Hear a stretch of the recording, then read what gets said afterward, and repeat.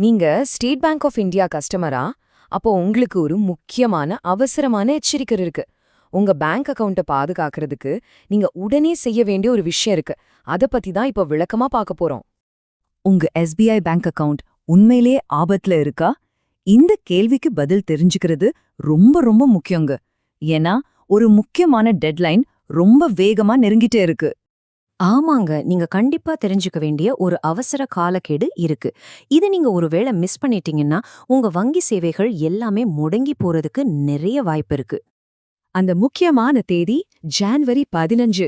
ஆமாங்க, இந்த தேதிக்குள்ள நீங்க ஒரு முக்கியமான வேலைய முடிச்சே ஆகணும். இது கட்டாயமான ஒண்ணு, இது தள்ளி போடவே முடியாது. அப்படி செய்யலனா என்ன ஆகும்னு கேக்குறீங்களா?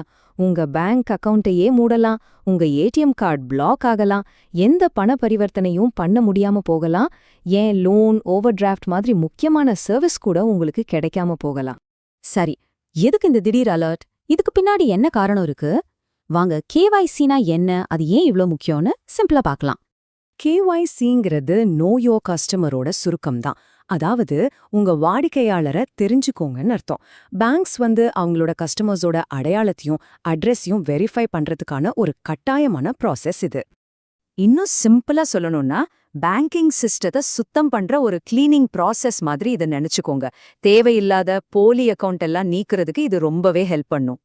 அப்போ கேவைசி ஏன் இவ்ளோ அவசியம்? விஷயம், இது கவர்மெண்டோட ஒரு ரூல். அதை விட முக்கியமா, இது உங்க அக்கவுண்ட்ட மோசடிகள்ல இருந்து பாதுகாக்குது.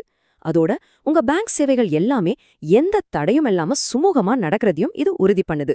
இத கேட்டதும் உங்களுக்கு கொஞ்சம் டென்ஷன் ஆகலாம். ஆனா கவலையே படாதீங்க. இத சரி பண்றது ரொம்ப ரொம்ப சிம்பிள். அது எப்படின்னு இப்ப பார்க்கலாம். நல்ல விஷயம் என்னன்னா, இந்த வார்னிங் சீரியஸா இருந்தாலும் இதுக்கான தீர்வு ரொம்பவே ஈஸிங்க. யார் வேணும்னாலும் இதை சுலபமா செஞ்சு முடிச்சிடலாம். வாங்க, அந்த சிம்பிளான ஸ்டெப்ஸ் என்னன்னு பாப்போம். உங்க கேவைசிய அப்டேட் பண்ண இந்த 4 சிம்பிள் ஸ்டெப்ஸை ஃபாலோ பண்ணா போதும். முதல்ல உங்க வீட்டுக்கு பக்கத்துல இருக்கிற எஸ்பிஐ பிரான்ச்சுக்கு போங்க. அங்க போய் கேவைசி அப்டேட் ஃபார்ம் கேளுங்க. அதை ஃபில் பண்ணி உங்களோட ஐடி ப்ரூஃப், அட்ரஸ் ப்ரூஃப் ஜெராக்ஸோட சேர்த்து சப்மிட் பண்ணுங்க. கடைசியா பேங்க் ஆஃபீஸர் கிட்ட உங்க டீட்டெயில்ஸை ஒரு தடவை சரி பார்த்துக்கிட்டீங்கன்னா உங்க வேலை முடிஞ்சுது. அவ்வளவு. மறுபடியும் ஞாபகப்படுத்துறேன், ஜான்வரி 15 தான் கடைசி தேதி. இப்போ முடிவு உங்க கையில தான் இருக்கு. நீங்க செய்ய போற ஒரு சின்ன விஷயம்லாம் உங்க அக்கவுண்டோட ஃபியூச்சரையே தீர்மானிக்க போகுது. இந்த ஸ்லைட பாருங்க, நிலைமை எவ்வளவு சீரியஸ்னு உங்களுக்கே புரியும். நீங்க கேஒய்சிய அப்டேட் பண்ணிட்டா உங்க அக்கவுண்ட் ஆக்டிவா இருக்கும், டெபிட் கார்டு வேலை செய்யும், எல்லா சர்வீஸும் நார்மலா இருக்கும். ஆனா ஒருவேளை நீங்க அப்டேட் பண்ணலன்னா உங்க அக்கவுண்ட் ஃப்ரீஸ் ஆயிடும், எந்த டிரான்சாக்ஷனும் பண்ண முடியாது, எல்லா பேங்க் சர்வீஸும் நின்னுடும். அதனால கடைசி நிமிஷம் வரைக்கும் வெயிட் பண்ணாதீங்க. உங்க பேங்க் அக்கவுண்ட் க்ளோஸ் ஆகிறத தடுக்கணும்னா உடனே ஆக்ஷன் எடுங்க. இது உங்க பணத்தோட பாதுகாப்பு சம்பந்தப்பட்ட விஷயம். கடைசியா நான் கேக்குற ஒரே கேள்வி இதுதான்.